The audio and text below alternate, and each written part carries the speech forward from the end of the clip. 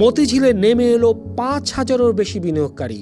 গাড়ি জ্বালানো হলো, টায়ার পোড়ানো হলো, পুলিশ লাঠিচার্জ করলো, কাঁদানে গ্যাস ছুড়ল। এএফপিকে মনিরুল ইসলাম নামে এক বিনিয়োগকারী বললেন তিনি 50 লাখ টাকা মানে $70,000 সব হারিয়েছিলেন।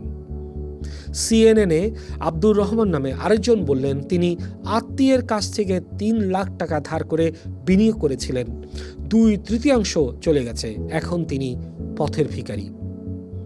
আল জাজিরার ক্যামেরায় হুমায়ুন কবির নামে একজন বললেন অর্থমন্ত্রী আমাদের বলেছিলেন বাজার নিরাপদ, তারা কৃত্রিমভাবে জাঙ্ক শেয়ারের দাম বাড়িয়েছিল, এখন আমাদের সঞ্চয় উদাও।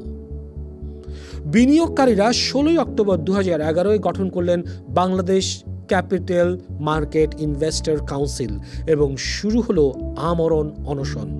কেউ কেউ আত্মহত্যা পর্যন্ত করেছিলেন। জানুয়ারি 2011 বাজার পড়ল 10%, ফেব্রুয়ারিতে আরও 30%।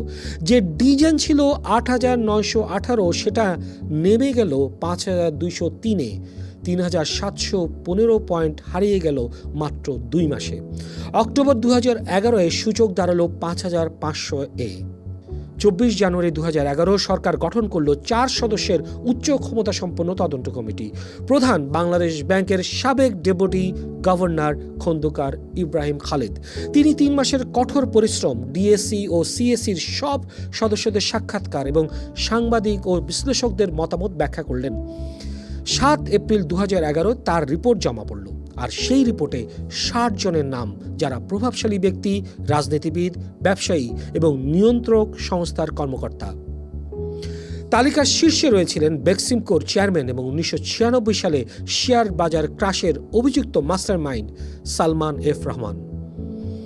তার পাশে ডিএসসির সাবেক president Rakibur Rahman, SSC chairman Ziaul Khandakar, আর এসিসির সদস্য মনসুর আলম এবং বিএনপির রাজনৈতিক মোসাদ্দেক আলী ফালু। রিপোর্টে স্পষ্ট লেখা ছিল সরকার ঘনিষ্ঠ ব্যবসায়ীরা, বিশেষ করে সালমান এবং রাকিবুর এসএসসির সদস্যদের নিয়োগে প্রভাব খাটাচ্ছিলেন। কিন্তু এরপর কি হলো? সেখানেই গল্পের সবচেয়ে কষ্টদায়ক অংশ। তৎকালীন অর্থমন্ত্রী আবুল মাল আব্দুল মুহিত অভিযুক্তদের নাম প্রকাশ করতে অস্বীকার করলেন। অক্টোবর 2011 সেকেন্ডারি মার্কেট নিয়ে তিনি বললেন, I don't know how it will get right. বিরোধী দল ও বিনিয়োগকারীরা তার পদত্যাগ দাবি করলেন। তিনি স্বীকার করলেন তিনি বাজার সামলাতে ব্যর্থ। এসএসসির চেয়ারম্যান জিয়াউল খন্দকার এবং অভিযুক্ত এসএসসির সদস্যদের বরখাস্ত করা হলো।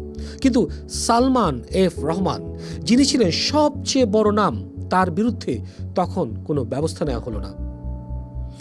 বণিক বার্তার অনুসন্ধানে দেখা যাচ্ছে 1996 সালে ক্রাশের তদন্তেও সালমানের নাম ছিল, অর্থাৎ একই ব্যক্তি 2 বার তদন্তে অভিযুক্ত হয়েছেন, কিন্তু দুবারই বিচার হয়নি। কেন? কারণ 2009 আওয়ামী লীগ ক্ষমতায় আসার পর সালমান এফ রহমান হয়ে ওঠেন প্রধানমন্ত্রী শেখ হাসিনার বেসরকারি শিল্প ও বিনিয়োগ বিষয়ক উপদেষ্টা। 16 বছরের শাসনে তিনি কার্যত অস্পৃশ্য ছিলেন।